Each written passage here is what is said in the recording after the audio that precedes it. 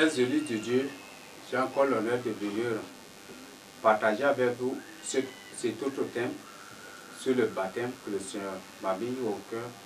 Le Seigneur m'a recommandé de partager avec les frères. Donc, le thème, c'est le baptême. Nous allons découvrir qu'est-ce que le baptême, et nous allons découvrir pourquoi nous devons nous faire baptiser et pourquoi nous ne devons pas aussi nous faire baptiser par certaines personnes. Mais avant tout, nous allons prier pour demander au Seigneur de nous assister dans ce moment.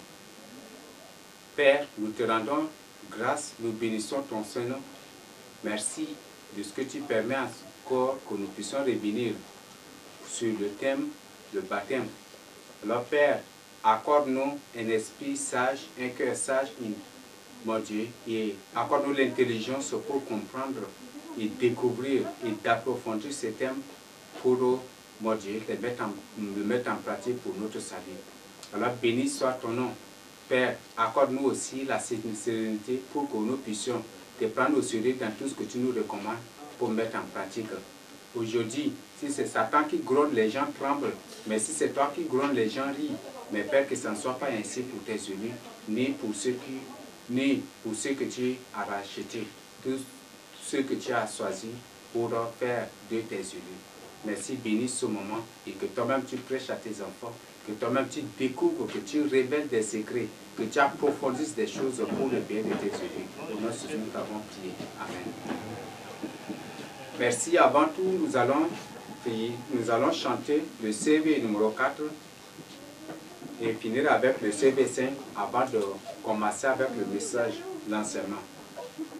Je veux chanter, louer mon Dieu dans tous les temps, dans tous les lieux, et dans ma vie tout glorifie. Nom puissant d'Emmanuel. Alléluia, alléluia. Avec les anges dans le ciel. Alléluia, alléluia. Célébrons tous Emmanuel.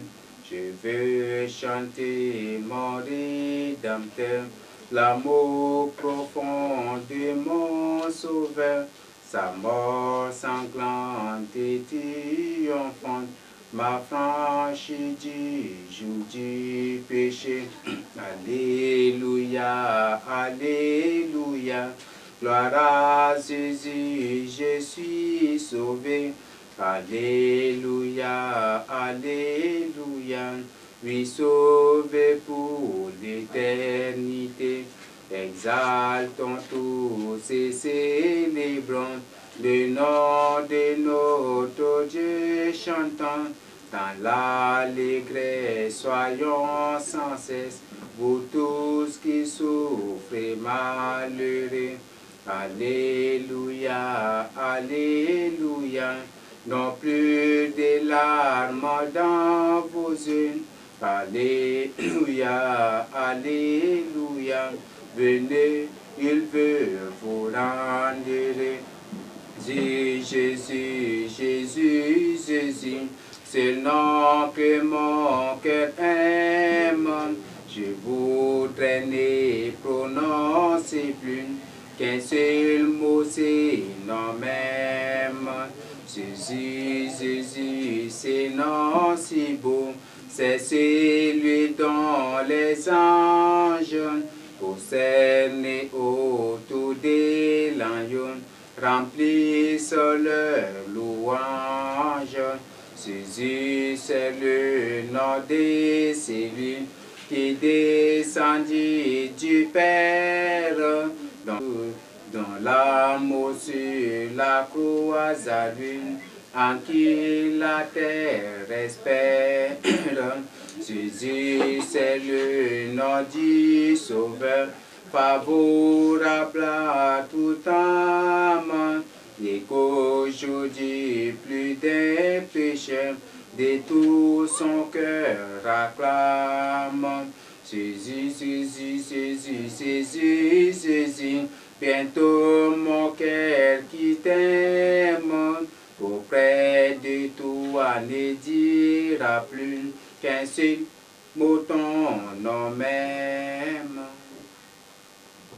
Nous allons entrer dans le thème, le baptême.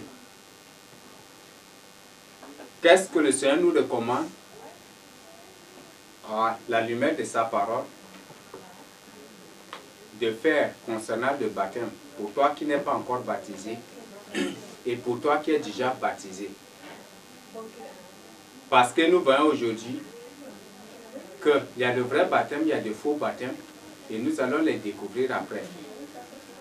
Merci. Lisons d'abord dans Matthieu 3.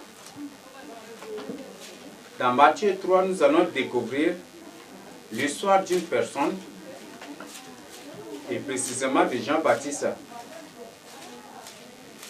Cette personne, c'est Jean-Baptiste, le précurseur, celui qui a commencé son ministère avec le baptême. Et c'est lui qui a commencé, c'est lui qui a baptisé le Seigneur Jésus-Christ. En lisant Jean 3, il dit, en ce temps-là parut Jean-Baptiste, prêchant dans le désert de Judée. Il disait, répentez-vous, car l'heure des cieux est proche. Il y a des actions très importantes que nous devons relever. Premièrement, la repentance avant le baptême. C'est ce que le Seigneur c'est ce que Jean-Baptiste a prêché. Même Pierre aussi a recommandé la même chose dans Acte 2, 38. Repentez-vous. La repentance avant le baptême. La confession de péché avant le baptême. Le changement de vie avant le baptême. Donc, regretter et prendre la décision d'abandonner sa mauvaise vie avant le baptême. Car le règne des cieux est proche. Jean est celui qui avait été annoncé par Ésaïe le prophète lorsqu'il dit, c'est ici la voix de celui qui crie dans le désert. Préparez le chemin du Seigneur, aplanissez ses chantiers. Jean avait un vêtement de poil de chameau et une ceinture de cuir autour des reins. Il se nourrissait de sauterelles et de miel sauvage. Les habitants de Jérusalem, de toute la Judée, de tout le pays, des environs du Jourdain, se rendaient auprès de lui. Quand il prêchait dans le désert, et précisément auprès du Jourdain, dans le Judée, il s'était tenu là et c'était Élohim. Et c'est là qu'il prêchait. Les gens sont sortis de la ville pour aller l'écouter. Se rendaient auprès de lui et confessant leurs péchés, ils se faisaient baptiser par lui dans le fleuve du Jourdain. Avant que ces gens ne soient baptisés, ils ont d'abord confessé leurs péchés. Ça accomplit le verset 2 que nous avons lu. Repentez-vous. Et ces gens, avant d'être baptisés, ils ont d'abord confessé leurs péchés. Le plus grand problème d'aujourd'hui. Confessant leurs péchés, ils se faisaient baptiser par lui dans le fleuve du jardin. Quand ils ont fini de se faire baptiser, ils ont fini de confesser leurs péchés, et c'est après la confession de péché qu'ils entraient derrière Jean pour se faire baptiser. Mais voyant venir à son baptême beaucoup de pharisiens et de sadducéens, il leur dit, race de vipères, qui vous a appris à fuir la colère à venir? Qui vous a appris à fuir la colère à venir? Produisez donc du fruit digne de la repentance, et ne prétendez pas dire en vous-même, nous avons Abraham pour père, car je vous déclare que c'est pierre-ci. De ces pierres-ci, Dieu peut susciter des enfants à Abraham. Déjà, la croyance est mise à la racine des arbres. Tout arbre donc qui ne produit pas de bons fruits sera coupé, jeté au feu. Moi, je vous baptise d'eau, mais pour vous amener à la repentance. Mais celui qui vient après moi est plus puissant que moi, et je ne suis pas digne de porter ses souliers. Lui, il vous baptisera du Saint-Esprit et de feu. Il a son vent à la main, il nettoyera son air et il amassera son blé dans le grenier. Mais il brûlera la paille dans un feu qui ne s'éteint point. Alors Jésus vint de la Galilée au Jourdain vers Jean pour être baptisé par lui. C'était au moment où il parlait. Il prêchait, il annonçait la bonne nouvelle. C'était à ce moment que le Seigneur aussi a fait son apparition et il s'était approché de Jean-Baptiste pour être baptisé lui aussi. Mais Jean s'y opposait en disant, c'est moi qui ai besoin d'être baptisé par toi. Et tu viens à moi. Jean, Jésus lui répondit, laisse faire maintenant car il est convenable que nous accomplissions ainsi tout ce qui est juste. Et Jean ne lui résista plus. Dès que Jésus était baptisé, il sortit de l'eau. Et voici, les cieux s'ouvrirent et il vit l'Esprit de Dieu descendre comme une colombe et venir sur lui. Et voici une voix fit entendre des cieux ces paroles. Celui-ci est mon fils bien-aimé, en qui j'ai mis toute mon affection. Donc, des choses essentielles. D'abord, la repentance avant le baptême. La confession des péchés avant le baptême. C'est ce que les pharisiens ont fait. C'est ce que les Juifs ont fait avant d'être baptisés par Jean-Baptiste. En ce moment, le Seigneur n'a pas encore commencé son ministère. Et lui-même, il est venu auprès de Jean pour être baptisé. Donc, c'est là le ministère du baptême. Et c'est dans Jean 3, dans toute la Bible, peut-être dans toute la Bible, bien qu'il y a plusieurs événements qui préfigurent le baptême de nos jours. Mais le baptême, d'une manière concrète, nous le trouvons dans Matthieu 3. Et après, d'abord, le Seigneur, dans Jean, a commencé aussi à baptiser les gens. Mais nous allons d'abord entrer dans la définition pour découvrir. La première chose que je voudrais nous dire, c'est que le baptême, c'est la nouvelle naissance. Lisons d'abord Jean 3, 3 à 8 pour découvrir. Jean 3, 3 à 8.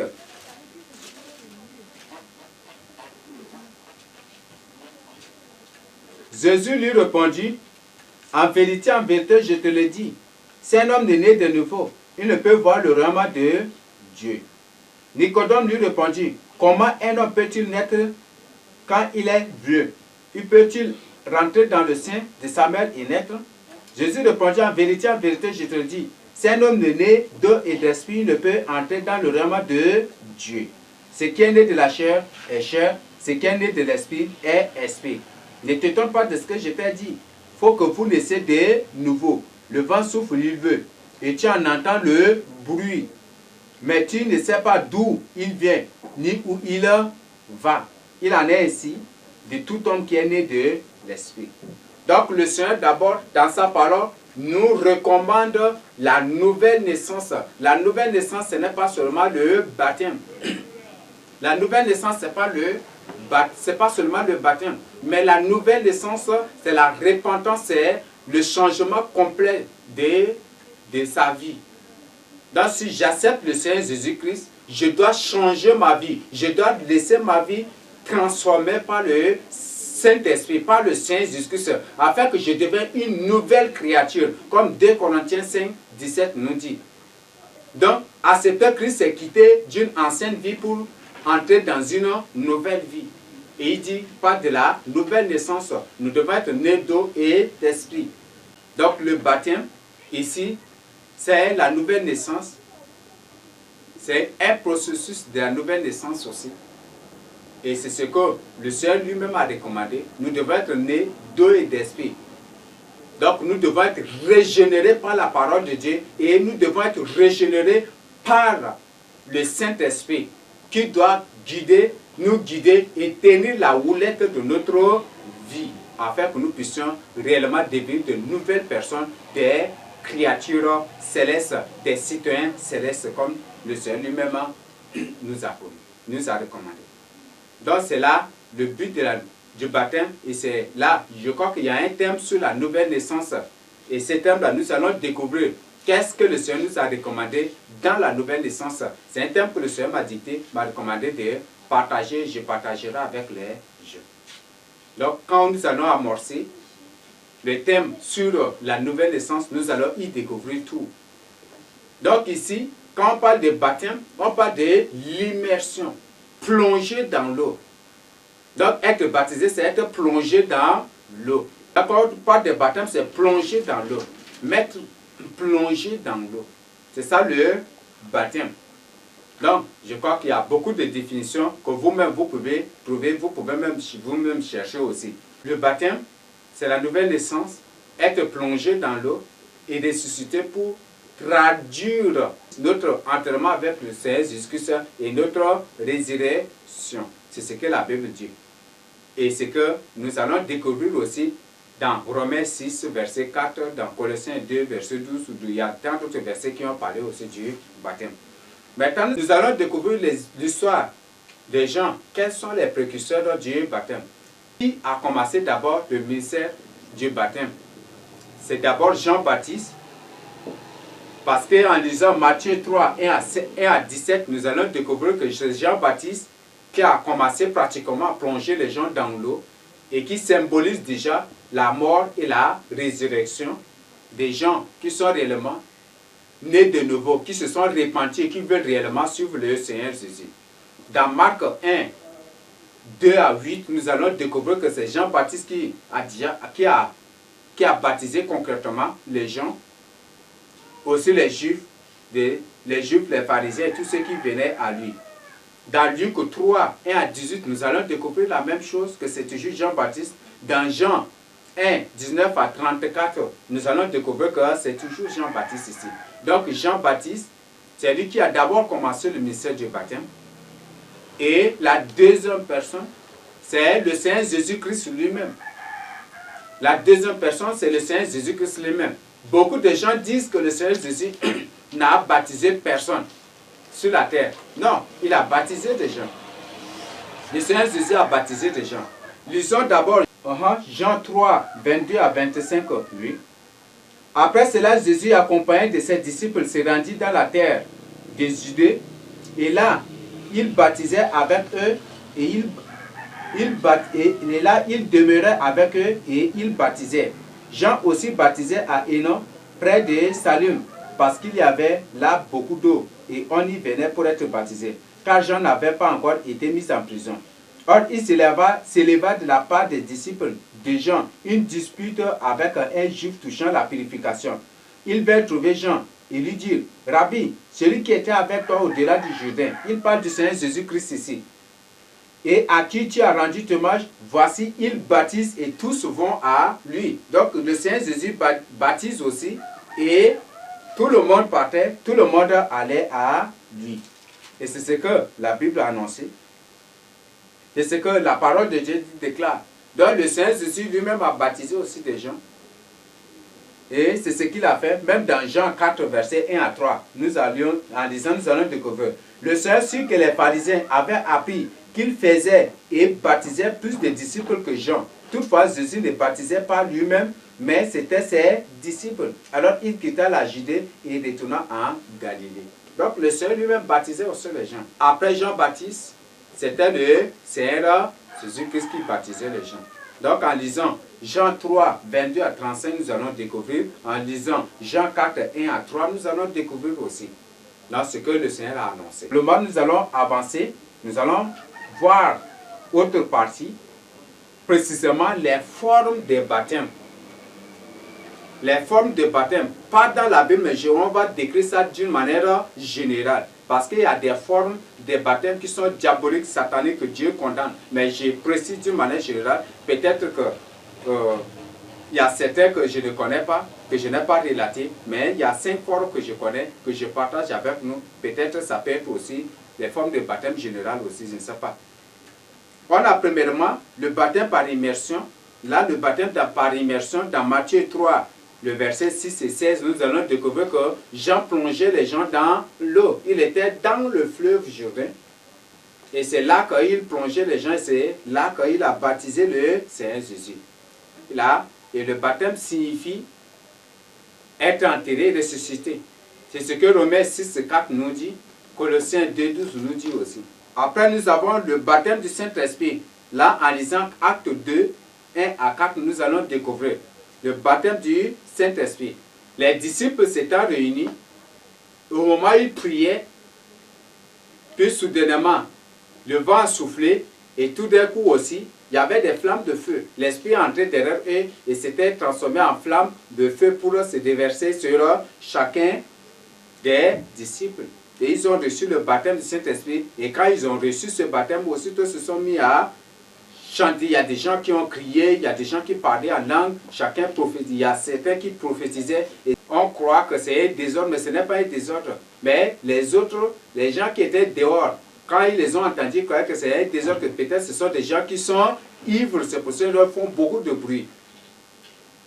Et ils se sont mis à dire que non, ces gens sont pris du vin. Et s'ils sont ivres, c'est pour ça qu'ils font ces choses-là. Et c'est là que Pierre est sorti pour annoncer, pour leur dire la vérité.